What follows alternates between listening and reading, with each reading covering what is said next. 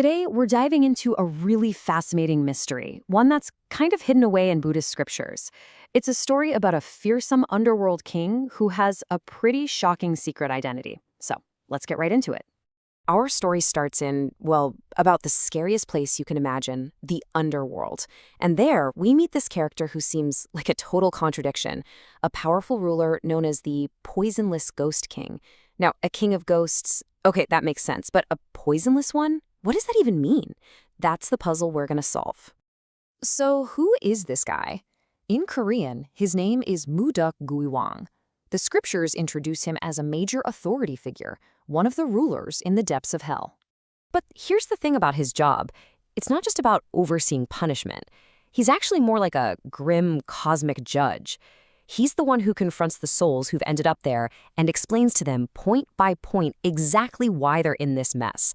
He lays out the inescapable laws of karma, of cause and effect.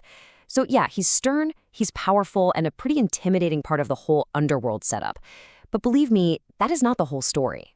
Because what the scriptures reveal next completely flips the script on how we see him. And this is where the mystery really kicks into high gear. And here it is, a total bombshell right from the text. The Buddha explains that this fearsome ghost king from a past life is, in the present, a great enlightened being, a bodhisattva named Jesu Bosal, whose name means the chief of treasures. I mean, the contrast is just wild. On one hand, you have Mudok Guiwang, a ruler in a realm of absolute suffering. And on the other, you have Jesu Bosal, a celestial being whose name is all about wealth and treasure. How could these two possibly be the same person?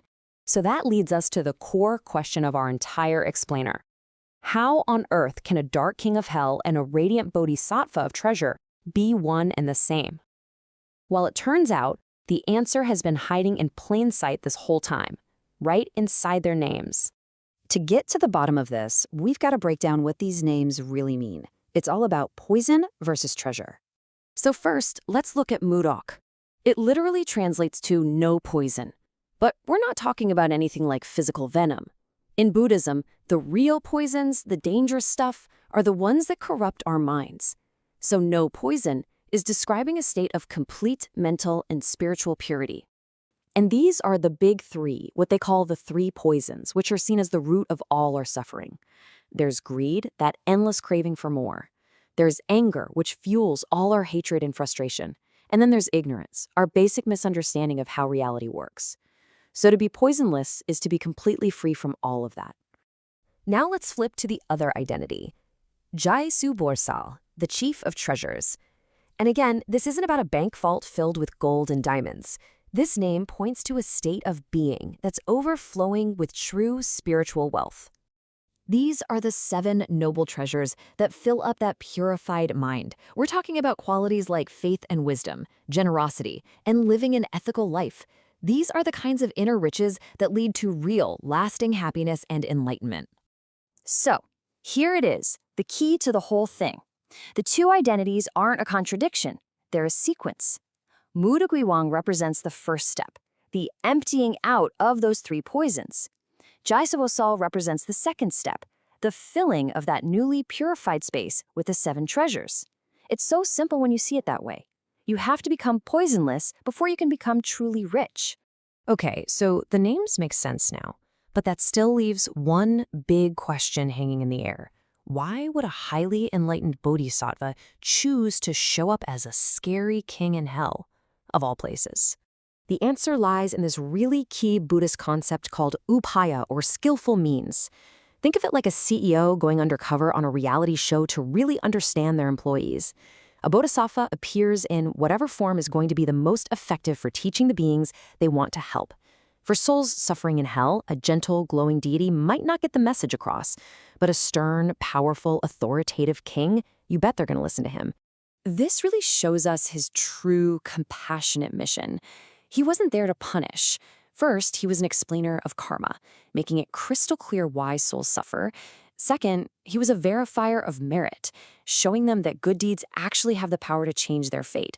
And finally, he was a catalyst for enlightenment, inspiring these souls to start their own journey to wake up.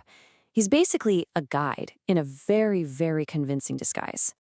What's really amazing is that this teaching isn't just stuck in some ancient text. It's actually visualized in Buddhist art, and you can see it for yourself, especially in Korean temples. In many temples, this whole story is brought to life in what's called the Jijang Triad. In the center, you have the great Bodhisattva Kṣitigarbha, who famously vowed to save every single being in hell. And standing right there, as one of his two main attendants, is our ghost king, Muda Kwiwang. He's not some minor demon in the background, he is a central, honored figure. And look at how he's shown. He's not a monster, he's a dignified king. But the real giveaway is that he's often holding a golden box. That box is a symbol of Dharma wealth, all the spiritual teachings and inner virtues that connect to his true identity as Jayasabosal. The secret has been hiding in the art this whole time.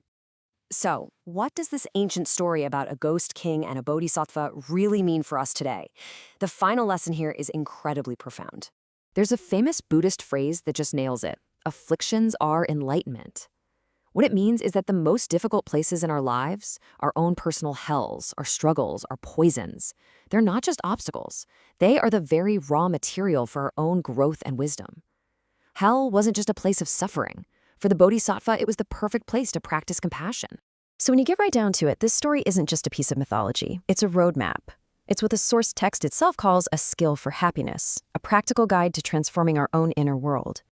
And that leaves us with a final thought. The story of the poisonless ghost king becoming the chief of treasures is a path that's available to every single one of us. So the real question to reflect on is this: what poisons, what greed, anger, or ignorance in our own lives can we start to clear away to make room for our own true treasure?